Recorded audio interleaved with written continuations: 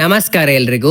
ಕೂದಲು ಬಿಳಿಯಾಗುವಂತಹ ಸಮಸ್ಯೆ, hair fall ಆಗುವುದು, ಹಾಗೆ ಉದ್ದನೆ ಕೂದಲು ಬೆಳವಣಿಗೆಗೆ ಒಂದು 100% ಆದಂತಹ natural home made hair oil ಬಗ್ಗೆ ಹೇಳಿಕೊಡ್ತೇನೆ. ಯಾವುದೇ ಕೆಮಿಕಲ್ಗಳನ್ನು ಯೂಸ್ ಮಾಡದೆ ಮನೆಯಲ್ಲೇ ತಯಾರು ಮಾಡುವಂತಹ ಆಯಿಲ್ ಇದು. ಈ ಆಯಿಲ್ ತಯಾರು ಮಾಡೋಕ್ಕೆ ಬೇಕಾದಂತಹ ಇಂಪಾರ್ಟೆಂಟ್ ಇಂಗ್ರೀಡಿಯೆಂಟ್ ಯಾವುದಂತ ಹೇಳಿದ್ರೆ ಅದು ಭೃಂಗರಾಜ ಗಿಡ. ಇದು ಯೂಶುವಲ್ ಆಗಿ ತಂಪಾದ ಜಾಗದಲ್ಲಿ ಅಥವಾ ತೋಟದಲ್ಲಿ ನಮಗೆ ಕಾಣಲಿಕ್ಕೆ ಸಿಗ್ತದೆ.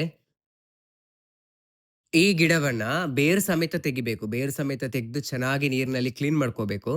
ನೀರಿನಲ್ಲಿ ಕ್ಲೀನ್ ಮಾಡ್ಕೊಂಡ ನಂತರ ಇದನ್ನು ಚೆನ್ನಾಗಿ ಡ್ರೈ ಮಾಡ್ಕೋಬೇಕು. ಯಾಕಂತ ಹೇಳಿದ್ರೆ ನೀರಿನ ಅಂಶ ಅದರಲ್ಲಿ ಇರಬಾರ್ದು. ಆಯಿಲ್ ಪ್ರಿಪೇರ್ ಮಾಡೋದ್ರಿಂದಾಗಿ ನೀರಿನ ಅಂಶ ಏನಾದರೂ ಅದರಲ್ಲಿ ಇದ್ರೆ ಆಯಿಲ್ ಬೇಗ ಹಾಳಾಗುತ್ತೆ. ಸೊ ಅದಕ್ಕಾಗಿ ಚೆನ್ನಾಗಿ ಡ್ರೈ ಮಾಡ್ಕೋಬೇಕು ಫಸ್ಟ್. ಹಾಗೆ ನಾವು ಇಲ್ಲಿ ಬೇವು ಸೊಪ್ಪನ್ನು ತಗೊಳ್ಬೇಕು. ನಾನಿಲ್ಲಿ 1 ಹಿಡಿಯಷ್ಟು ಬೇವು ಸೊಪ್ಪನ್ನು ತಗೊಂಡಿದ್ದೇನೆ. 1 ಹಿಡಿಯಷ್ಟು ಮದರಂಗಿ ಎಲೆಗಳನ್ನು ತಗೊಂಡಿದ್ದೇನೆ. ಹಾಗೆ ಒಂದು 2 ಚಮಚದಷ್ಟು ಮೆಂತೆ ಕಾಳನ್ನು ತಗೊಳ್ಬೇಕು. ಇದಕ್ಕೆ ಕೊನೆಗೆ ಭೃಂಗರಾಜ ಗಿಡಗಳನ್ನು ಹಾಕಬೇಕು. ನಾನಿಲ್ಲಿ ಒಂದು 7 ರಿಂದ 8 ಗಿಡಗಳನ್ನು ತಗೊಂಡಿದ್ದೇನೆ.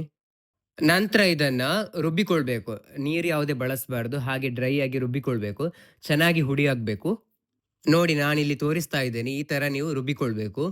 ನಂತರ ನಾನಿಲ್ಲಿ ಕಬ್ಬಿಣದ ಬಾಣಲೆಯನ್ನು ತಗೊಂಡಿದ್ದೇನೆ. ಇದರಲ್ಲಿ ತೆಂಗಿನ ಎಣ್ಣೆಯನ್ನ ಬಿಸಿ ಮಾಡ್ಕೋಬೇಕು. ನಾನಿಲ್ಲಿ 1 ಲೀಟರ್ ತೆಂಗಿನ ಎಣ್ಣೆಯನ್ನ ಬಿಸಿ ಮಾಡ್ಕೊಳ್ತಾ ಇದ್ದೇನೆ. ಎಣ್ಣೆ ಬಿಸಿಯಾದ ನಂತರ ನಾವು ರುಬ್ಬಿಕೊಂಡಂತಹ ಮಿಶ್ರಣವನ್ನ ಇದಕ್ಕೆ ಹಾಕಬೇಕು. ಸರಿಯಾಗಿ ಮಿಕ್ಸ್ ಮಾಡ್ಕೋಬೇಕು. ಕಲರ್ ಚೇಂಜಸ್ ಆಗುವವರೆಗೆ ಸರಿಯಾಗಿ ಕುದಿಸ್ಬೇಕು. ನಾನಿಲ್ಲಿ ಒಂದು 10 ನಿಮಿಷ ಕುದಿಸ್ತಾ ಇದ್ದೇನೆ ಇದನ್ನ.